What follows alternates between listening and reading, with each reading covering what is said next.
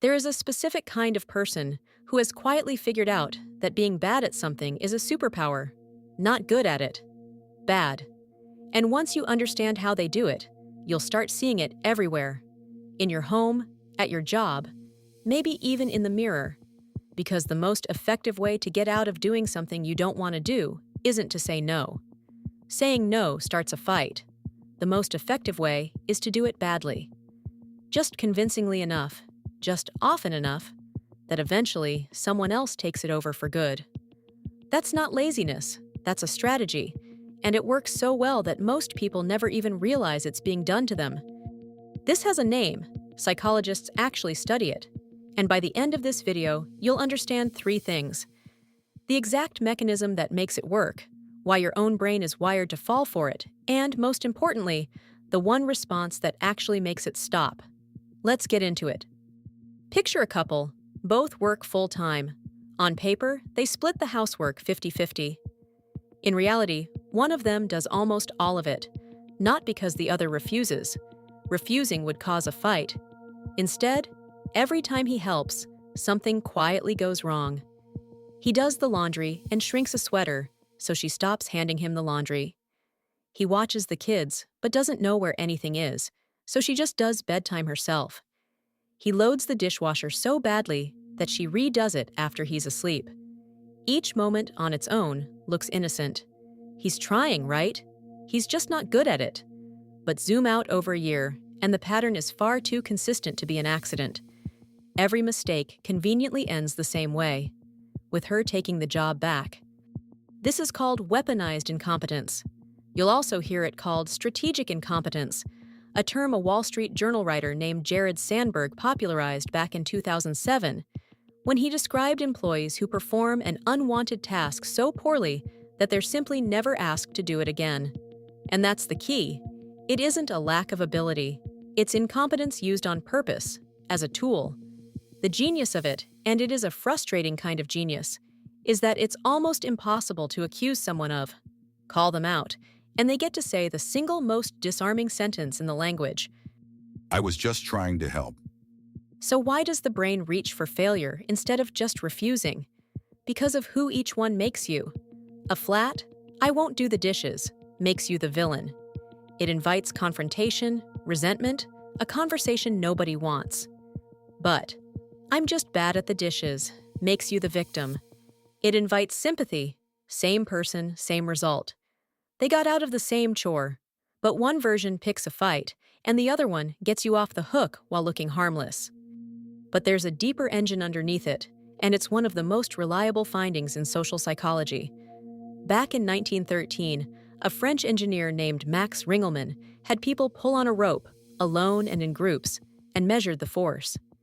He found something strange. The bigger the group, the less each individual pulled. People instinctively dialed back their effort when they thought others would cover it. Decades later, researchers named this social loafing. In any shared responsibility, we unconsciously calculate the minimum we can contribute before someone else picks up the slack. Weaponized incompetence is that instinct, sharpened into a skill. Now here's the part that hits hardest at home. In 2019, a sociologist named Alison Daminger published research breaking household labor into a piece we almost always ignore. The cognitive work, not the doing, the thinking. Anticipating what needs to happen, noticing the milk is low, deciding, and monitoring whether it all got done. She called it cognitive labor, and it's invisible, exhausting, and almost never split evenly. When someone says, "Just tell me what to do," it sounds cooperative. But listen to what they're actually doing. They're keeping the easy part, the execution, and handing you the hard part. The remembering, the planning, the managing. You don't just become the person who does the task.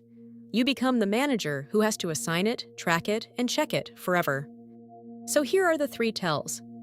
First, it's selective. They can't do the chore, but they can absolutely manage their fantasy league, or the thing they actually enjoy. Real limitation isn't that convenient. Second, they never improve. Genuine struggle gets better with practice. Strategic incompetence stays exactly as bad as it needs to be, because improving would mean losing the excuse. And third, Your correction always ends with you doing it. If every attempt to hand something back somehow boomerangs into your lap, that's not bad luck. That's the design working. Now, the uncomfortable part. You've probably done a smaller version of this yourself. Maybe you've been vague about a task at work you were dreading, hoping someone else would grab it. Maybe you've let a partner handle the thing you secretly didn't want to learn. It doesn't make you a monster. The brain loves the path of least resistance, and this is one of the smoothest paths there is. The point isn't to feel guilty. It's to notice the move, in others and in yourself, because you can't opt out of a game you can't see. So what do you do about it? The counter to weaponized incompetence is refusing to rescue. You don't argue about whether they're really bad at it.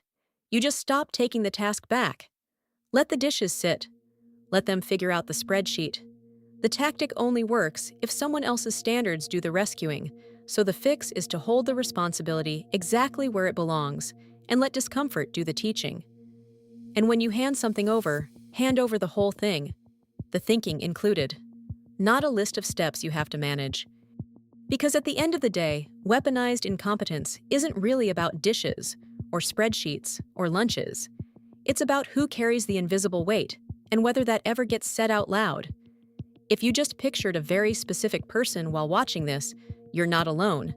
So do me a favor, subscribe, because understanding the hidden psychology of the people around you changes how you see everything.